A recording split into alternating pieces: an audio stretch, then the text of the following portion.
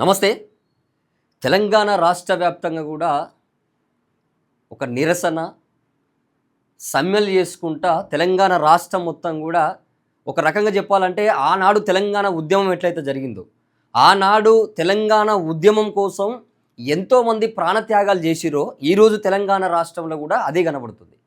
తెలంగాణ రాష్ట్రం సాధించుకోక ముందుకు, తెలంగాణ రాష్ట్రం ఏర్పడక ముందుకు ఎంతైతే కొట్టాటలు చేసి ఆత్మ బలిదానాలు జరిగినాయో ఈ తెలంగాణ గడ్డ మీద, మళ్ళీ ఇప్పుడు తెలంగాణ రాష్ట్రం సంపాదించుకున్నాక ఈ ప్రజాపాలనలో కూడా మళ్ళా మనుషులు ఆత్మహత్యలు చేసుకునే కాడికి తీసుకొచ్చారు ఈ తెలంగాణ రాష్ట్ర ప్రభుత్వం, కాంగ్రెస్ పార్టీ, కాంగ్రెస్ ప్రజాపాలన.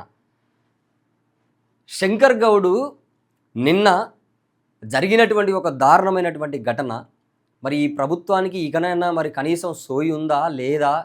మరి పొన్నం ప్రభాకర్ గౌడ్ నువ్వు నిజంగానే పొన్నం ప్రభాకర్ గౌడువా, లేకపోతే నువ్వు వాళ్ళ లెక్క కలిసిపోయినావు ఆ రెడ్లలో కూడా? కొంచెమన్నా కనీసము ఒక మానవత్వం లేదు. మీ కులపోడయ్యా, మీ కులపోడు ఆడ ఆత్మహత్య చేసుకున్నాడు.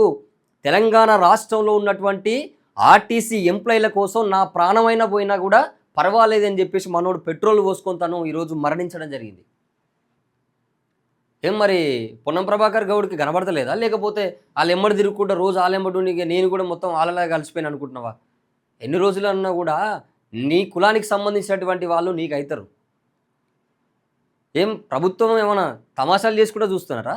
రోజుకొకటి తెలంగాణ రాష్ట్రంలో సాధించుకొని కొట్లాడుకొని 1200 మంది పిల్లలు ఈ తెలంగాణ రాష్ట్రంలో ఆత్మ బలిదానాలు చేసుకొని వాళ్ళు అమరురైలు ఈ తెలంగాణ రాష్ట్రాన్ని సాధించుకుంటే, ఈ సాధించుకున్న తెలంగాణలో మళ్ళా ఈ సబ్బండ కులాలందరూ కలిసి మళ్ళీ ధర్నాలు చేయాలి, రాస్తారోకాలు చేయాలి.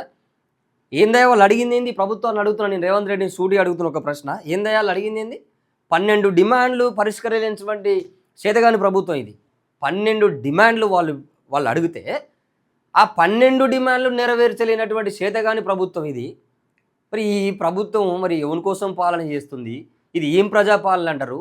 ప్రజల కోసం పాలన చేస్తున్నటువంటి మీరు ఒక్కసారి సోయి తెచ్చుకోరి. తమిళనాడు చూసి సోయి తెచ్చుకోరి.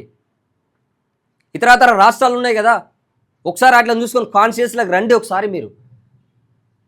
ఏం తెలంగాణ రాష్ట్రంలో పొద్దున్న లేస్తే ఎవడు ఏడ చేస్తాడో తెలియదు, ఎక్కడ ఎవరికి ఏమవుతుందో తెలియదు.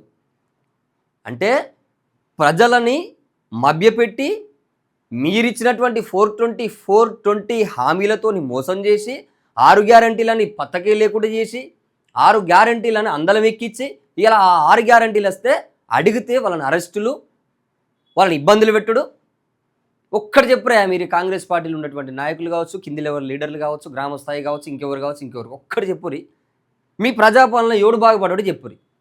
ఒకప్పుడు తెలంగాణ రాష్ట్రం కోసం ఉద్యమం జరుగుతున్నప్పుడు ఎట్లయితే చూసినామో ఇవాళ కూడా అట్లనే ఉందా? తెలంగాణ రాష్ట్రంలో ఉన్నటువంటి 4 కోట్ల మంది ప్రజలు మీరు చెప్పాలి. ఇప్పుడు చెప్పండి, ఒకప్పుడు తెలంగాణ రాష్ట్రం కోసం సాధించుకోవాలి మా తెలంగాణ అని చెప్పేసి ఎట్లయితే కొట్లాటలు చేసి ప్రాణాలు వదిలిర్రో ఇవాళ కూడా అదే జరుగుతుందిగా.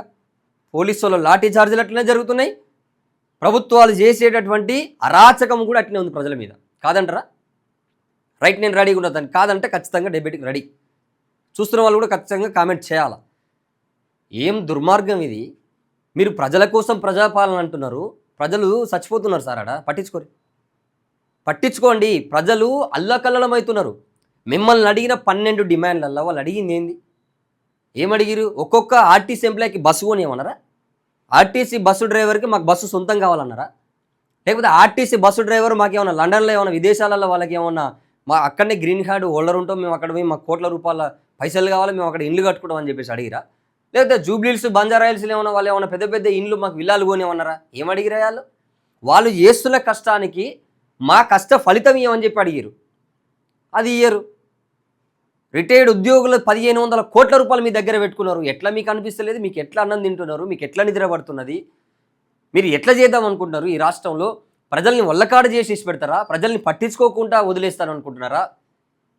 నేను చెప్తున్న, ప్రజలు కనుక తిరగబడితే తెలంగాణ రాష్ట్రంలో ఉన్నటువంటి ప్రభుత్వం ఒక్కటే రోజు కూలిపోతుంది. ఇది ఛాలెంజ్. ఇది ప్రజలు ఇప్పటిదాకా అనుకోలే. ఏమని?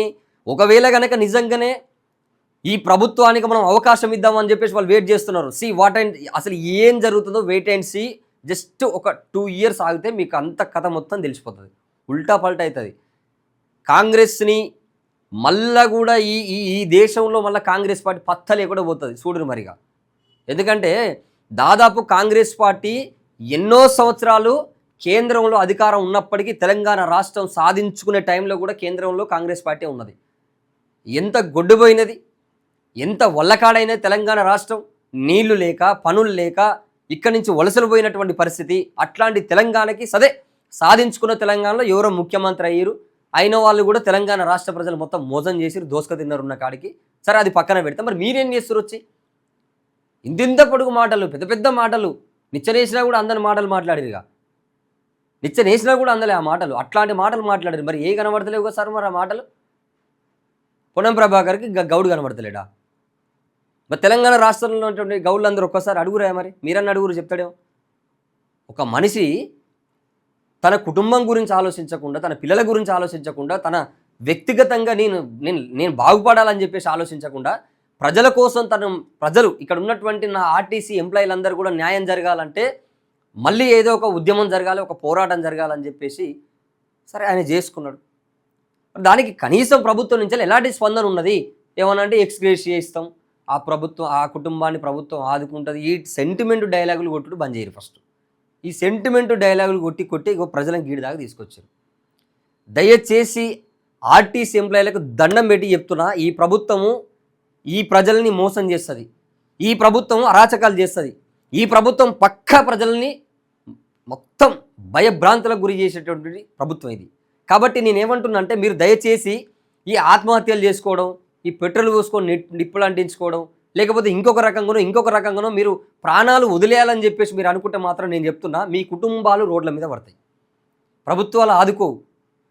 మీరు మరణించిన తర్వాత మీకు ఏదో కుటుంబానికి ఎంతో అంతో ఇచ్చి ఏదో సానుభూతి తెలిపాల్సిందే తప్ప మీరు లేనటువంటి లోటు మాత్రం కుటుంబానికి అయితే తీర్చలేరు. ప్రభుత్వం తీర్చలేరు, నేను కావచ్చు, ఇంకెవరైనా కావచ్చు. అసలు ఈ భూమి మీద ఎవరితో సాధ్యం కాదు అది. ఇప్పుడు ఏముంది పాపం, ఆ శంకర్ గౌడ్ అనే ఆ ఫ్యామిలీకి ఎవరు దిక్కు? ఇప్పుడు ఎవరు చూడాలి వాళ్ళని? ఆయన ఇన్ని సంవత్సరాల నుంచి వాళ్ళు చేసినటువంటి జర్నీ వాళ్ళ భార్య మర్చిపోగలదా? వాళ్ళ పిల్లలు మర్చిపోతారా? వాళ్ళ కుటుంబీకులు మర్చిపోతారా? వాళ్ళ రిలేషన్స్ మర్చిపోతారా? వాళ్ళ ఊరు మర్చిపోతుందా? అరే ప్రతిదానికి కనెక్షన్ ఉంటుంది. ఆయన చేసినటువంటి తోటి కార్మికులు, ఆయనతో ఉన్నటువంటి ఎంప్లాయీస్ మర్చిపోతారా? ఎంత బాధ మిగిలిచిపోయింది శంకర్ గౌడ్. అట్లాంటి శంకర్ గౌడ్లు ఇంకెవరు కావద్దు తెలంగాణ రాష్ట్రంలో. వెనక ముందో ఇస్తుంది ప్రభుత్వం, ఇయ్యక తప్పదు. ఖచ్చితంగా పోరాటం చేద్దాం, 100% ప్రభుత్వాల మీద ఒత్తిడి తీసుకొద్దాం. కానీ ఈ ప్రాణాలే మొత్తం తీసుకునే కాడికి దయచేసి రాకండి. ప్రభుత్వాలు ఎప్పుడైనా గుర్తుపెట్టుకోండి, నేను చెప్తున్నా, అది కాంగ్రెసా, బీజేపీ, బీఆర్ఎస్ఆ, వాట్ ఎవర్ ఇట్ ఏదైనా కావచ్చు. ప్రభుత్వాలు ప్రజలని ఎప్పుడు ఏదో ఒక రకంగా, ఏదో సమయంలో, ఏదో టైంలో, ఏదో సందర్భంలో ఖచ్చితంగా ప్రజలను ఇబ్బంది పెట్టేటటువంటి పాలకులే ఈ ప్రభుత్వాలను నడుపుతారు. అన్నీ సస్యశ్యామలంగా మనం అనుకున్నట్టే అన్నీ జరిగితే ఈ ప్రభుత్వాలు వీళ్ళు చేసేటటువంటి కోట్ల రూపాయల పైసలు మొత్తం వెనక్కేసుకొని వీళ్ళు సంపాదించుకునేటటువంటి లక్షల కోట్ల రూపాయలు, వేల కోట్ల రూపాయలు వీళ్ళు వెనకకేసుకొని సంపాదించుకుంటారు కదా అక్రమంగా, ప్రజల సొమ్ము మొత్తం కూడా. మరి అవన్నీ దాచిపెట్టుకోలేరు వాళ్ళు అట్లా చేస్తే. కాబట్టి ఒకరోజు ఎన్నుకో ముందో ఖచ్చితంగా మీరు పెట్టినటువంటి డిమాండ్స్ కావచ్చు, మీరు పోరాడుతున్నటువంటి న్యాయ పోరాటానికి ఖచ్చితంగా అందరి మద్దతు ఉన్నారు, మీడియా మద్దతు ఉన్నది. తెలంగాణ రాష్ట్రంలో ఉన్నటువంటి ప్రజలు, సబ్బండ వర్గాల కులాల ప్రజలందరూ కూడా అన్ని వేరే డిపార్ట్మెంట్స్కి సంబంధించినటువంటి వాళ్ళు కూడా మిమ్మల్ని చూస్తూ ఉన్నారు, రోజు టీవీలలో చూస్తూ ఉన్నారు ఏం జరుగుతున్నారే, అనవసరంగా ప్రాణాలు వదిలేస్తున్నారని. కాబట్టి దయచేసి నేను మళ్ళీ చెప్తున్నా, ఈ ప్రభుత్వానికి నిజంగానే మీకు చిత్తశుద్ధి ఉంటే, మీరు నిజంగానే ప్రజాపాలన చేస్తున్నారని మీకు ఏమైనా గ్యారెంటీ ఉంటే, మీరు మళ్ళీ పోయి ప్రజలకు పోయి ఓట్లు అడగాలనుకుంటే, మీరు ఊర్లలో తిరుగుతుంటే ప్రజల్ని మిమ్మల్ని ఎమ్మడి పట్టుకొని కొట్టొద్దంటే, తరమొద్దంటే నేను మళ్ళీ చెప్తున్నా, మీరు ఇచ్చినటువంటి హామీలు, మీరు ఎప్పుడైతే అధికారంలోకి రాకముందుకే ఆర్టీసీని మేము విలీనం చేస్తామని చెప్పినటువంటి ఆ బోగస్ మాట, అది ఉత్తమ మాట, అది డొల్ల మాట. అది ఆ డొల్ల మాటలు చెప్పి అలా ప్రజల్ని అనవసరంగా శంకర్ గౌడ్ ప్రాణం మీదకి తీసుకొచ్చింది. ఇది ఖచ్చితంగా ఇది ఆత్మహత్య కాదు మిత్రులారా, ఇది ప్రభుత్వ హత్య. ఎవడు ఒప్పుకున్నా ఒప్పుకోకపోయినా ఇది ప్రభుత్వ హత్య. ఎందుకు? ప్రభుత్వం పట్టించుకోక ఇన్ని రోజులు చేస్తున్నటువంటి సమ్మెని కనీసం వాళ్ళ బాధలు వినలేక చర్చలు జరిపినాయి. ఏం చర్చలు జరిపినాయా? పొన్నం ప్రభాకర్ ఏం చర్చలు జరిపినావు? ఏం న్యాయం చేసినావు ఆర్టీసీ వాళ్లకు? నువ్వు ఒక మంత్రి ఉండి, ఒక మంత్రి పదవిలో ఉండి నువ్వు ఏం న్యాయం చేసినావు? ఒక ప్రాణం పోయింది, నిండు ప్రాణం. నల్గొండలో ఆల్రెడీ ఇంకొక అతను అదేదో ఆత్మహత్యయత్నం చేసుకోబోయాడు. మరి ఇంతమందిని పట్టించుకోకుండా మీరు ఏం ప్రజాపాలన నడుపుతున్నారా అంటున్నా. ఎక్కడ పోతున్నాయి కోట్ల రూపాయలు, ఎక్కడ పోతున్నాయి లక్షల వేల కోట్ల రూపాయలు ఏడ దాచి పెడుతురు, ఎవరు సొమ్ము తింటున్నారు, ఈ ప్రజలు కడుతున్నటువంటి పన్నులు ఎక్కడ పోతున్నాయి, ఈ ప్రజలు కట్టేటటువంటి ప్రతి ఉప్పు పప్పు అన్నిటి మీద మీరు తీసుకుంటున్నారు కదా జిఎస్టీ రూపంలో, ఎక్కడ పోతున్నాయి డబ్బులు? ఇవి అడిగితే పలానా వాడు ఇట్లా పలానా వట్లా అని చెప్పేసి బెదిరింపులు, వాళ్ళని ఏదో ఒక రకంగా భయభ్రాంతులకు గురి చేసుడు. చల్ బరాబర్ అడుగుతాం. 100% తెలంగాణ రాష్ట్ర ప్రజల కోసం, తెలంగాణ రాష్ట్రంలో ఉన్నటువంటి అన్ని వర్గాల ప్రజల కోసం, తెలంగాణ రాష్ట్రంలో ఉన్నటువంటి అన్ని డిపార్ట్మెంట్ కోసం, తెలంగాణ రాష్ట్రంలో ఉన్నటువంటి 4 కోట్ల మంది ప్రజల కోసం మేము పనిచేస్తాం. 100% అన్యాయం జరిగిన కాడ ఖచ్చితంగా నిలదీసి అడుగుతాం, ప్రభుత్వాలని ఎండగడతాం. ప్రభుత్వాలని ప్రజల ముందు మీరు చేస్తున్నటువంటి ప్రతి పనిని ప్రజల ముందు చూపించే బాధ్యత మా మీద ఉంటుంది. 100% చూపిస్తాం. జర్నలిస్ట్గా మా బాధ్యత అది. కాబట్టి తెలంగాణ రాష్ట్రంలో ఉన్నటువంటి ప్రజలు అర్థం చేసుకోవాలి. ఇకనైనా వీళ్ళు చేసే పనులకు మనం బలి కావద్దు. ముఖ్యంగా ఆర్టీసీ కార్మికులు ఎవరైతే ఉన్నారో మీరు బలి కాకండి, మీ కుటుంబాలు రోడ్ల పడేయకండి. వీళ్ళ పనులు మొత్తం ఇట్లనే ఉంటాయి. కాబట్టి ఎవరు కూడా మనల్ని ఆదుకోరు, మన కుటుంబాలను చూడరు. 4 రోజులు అందరూ వస్తుంటారు పోతుంటారు తప్పితే చివరి కాలం మనం మరణించే ఆ కుటుంబం మొత్తం కూడా ఎల్లకాలం వాళ్ళకు ఉండాలంటే ఉండలేరు. కాబట్టి క్షణిక ఆవేశాలకు పోయి ప్రాణాల మీద తెచ్చుకోకండి. దయచేసి నేను మళ్ళీ చెప్తున్నా, మీ అందరు కూడా చేతులు ఇచ్చి నమస్కారం చెప్తున్నా, మీ అందరినీ రిక్వెస్ట్ చేస్తున్నా, ఈ ప్రభుత్వాలతోని పెట్టుకోకండి. అందరం కలిసి పోరాటం చేద్దాం, సాధించేంత వరకు పోరాటం చేద్దాం, కానీ ప్రాణాల మీదకి తీసుకోవద్దని మరొకసారి చెప్తున్నా.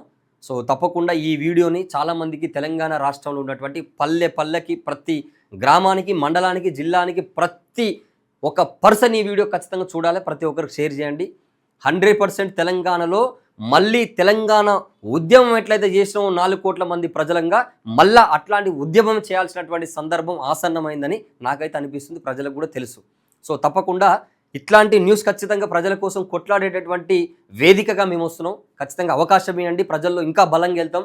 ప్రభుత్వాలు చేస్తున్నటువంటి ప్రతి పనిని ఎండగట్టే ప్రయత్నంలో మేము ఉంటాం. చూస్తూనే ఉండండి ప్రజావాహిని తెలంగాణ. ఇలాంటి మరిన్ని వీడియోల కోసం మా యూట్యూబ్ ఛానల్ను లైక్ చేసి సబ్స్క్రైబ్ చేసుకోండి.